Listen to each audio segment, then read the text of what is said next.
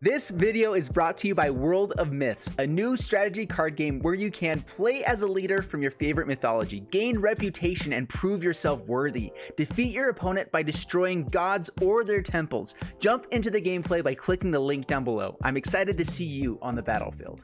What's up, everybody? My name is Jeff, and today we are going to have some fun playing Magic. Well, not playing Magic again because we cannot actually play with these new cards from Throne of Eldraine, but you can at least put them into a deck, into a format so you can see it. And I just figured that would be a lot more fun than just playing old stuff right now. Everyone's just, I'm excited about Throne of Eldraine, and a lot of the new cards coming out will be helping out with this deck, but we're going to work with what we have on Arena at the moment. So, Alela, Artful Provocateur, 4 converted mana cost. This is the commander of the Brawl decks.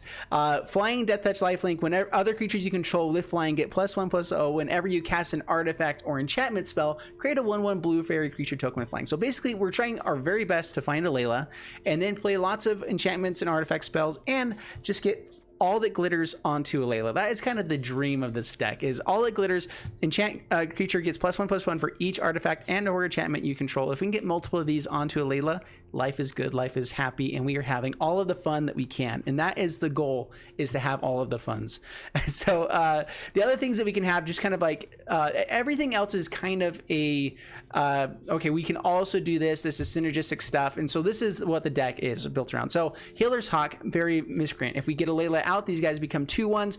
Healer's Hawk as a 2/1 is very, very powerful. If we get all that glitters onto Healer's Hawk because we didn't have an Alela out earlier or whatever, can be very, very powerful. It's a good turn 2 play. It's just get all that glitters onto Healer's Hawk and then start growing all of our artifacts, everything, start growing Healer's Hawk and make him a 5/5 with lifelink and flying. Very, very powerful.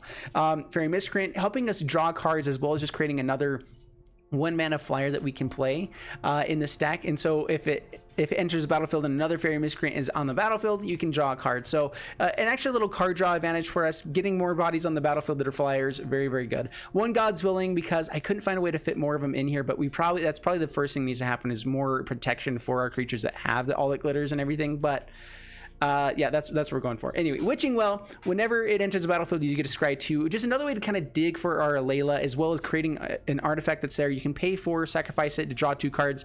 I think it's pretty powerful. A pretty good common 1 mana artifact. So really happy with that. That doesn't draw cards for us, but we do have other things that do, like Golden Egg. Whenever it enters the battlefield, it draws the cards, hoping to find Alela, hoping to just kind of go off with multiple artifacts, enchantments with Alela once we get up to that point. But we can also sacrifice it to gain life if we need to, or add the color if we're looking for black mana for Alela. We are just splashing black for Alela. Everything else is basically blue-white. We also have, of course, all that glitters, and 1 Tomic, because it is pretty good. Opponents can't play land cards from graveyards. That can be pretty powerful, and also they can't really target our lands for anything.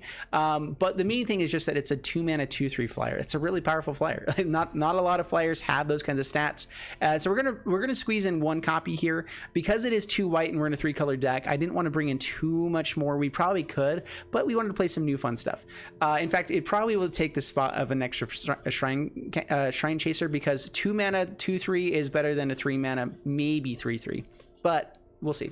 Anyway, Animating Fairy has Bring to Life, which can turn a non-creature artifact you control becomes a 4/4 artifact creature, basically. And then we can also create a flyer with it. So pretty powerful. I initially had more copies of this in here, but we don't have that many artifacts in the deck. We have Mace the Valiant, we have Golden Egg, and Witching Well, but overall, this is just going to be a fun card that we can kind of add value with. Shrine Chaser, as I was saying before, it becomes a 3/3 in this deck, basically almost all the time. 3 converted mana cost, Flying Vigilance. It gets +1/+1 as long as you control an artifact, and another +1/+1 if you control an enchantment. Well, we're going to try to have an enchantment pretty much on the battlefield with Prison Realm, Conclave Tribunals. Very powerful to just be able to have some removal in this deck, get rid of their biggest threats, so that we can just keep pinging in with all of our damages. And have fun winning the game. Yes, that's what we're going for. And then also we'll have artifacts on the battlefield. We should. We are like not heavily, because we're splitting in so many different ways. We have to have creatures, artifacts, and enchantments in this deck to really make Shrine Chaser good. It does. I'm building this deck around that idea that it could work really, really well. So we're going to go for it. But Mace the Valiant is another amazing card in this deck. Whenever a creature enters the battlefield under your control, put a charge counter onto Mace of the Valiant. So we want to get this out as quick as possible. Get out an Alayla, start creating our tokens so that the Mace of the Valiant gets bigger and bigger. Equip this onto an Alayla, onto a Healer's Hawk, onto any flyer that's going to get over the top, and should start doing a lot of work for us. And if ever that creature dies, we have the ability to bring this back, equip it again onto something else. I am only going for 2 copies here because of the equip cost. It is 3 mana. It is expensive. We're trying to finish the game a little bit quicker than that if we can, and kind of hoping that all that glitters is what's going to work here, because it just sounds really fun. Again, we're here for fun, guys. I recognize that there's probably better things to do out there, but fun comes first. Just remember that. Anyway, yeah, so this is the deck. I am intrigued by bringing in the other rare lands from Throne of Eldraine. For instance, the white one I think will actually be pretty good in here. The blue one, I'm trying to remember even what it does.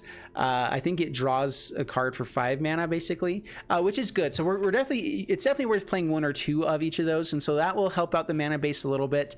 But we'll see exactly what's going to happen with the mana base in the upcoming times here. But overall, I think this deck has potential. I think it could see some tweaking here and there, but if you guys want to see this deck, or maybe have me make some changes and see the deck in the future in videos, a full deck gameplay once the Throne of Eldraine hits, please like and subscribe, show your love for this deck.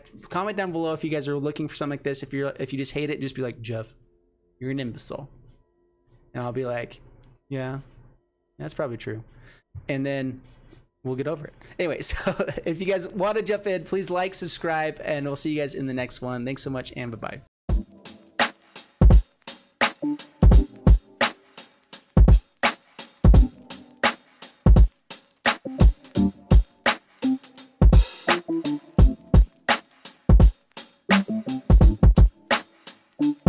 Thank you.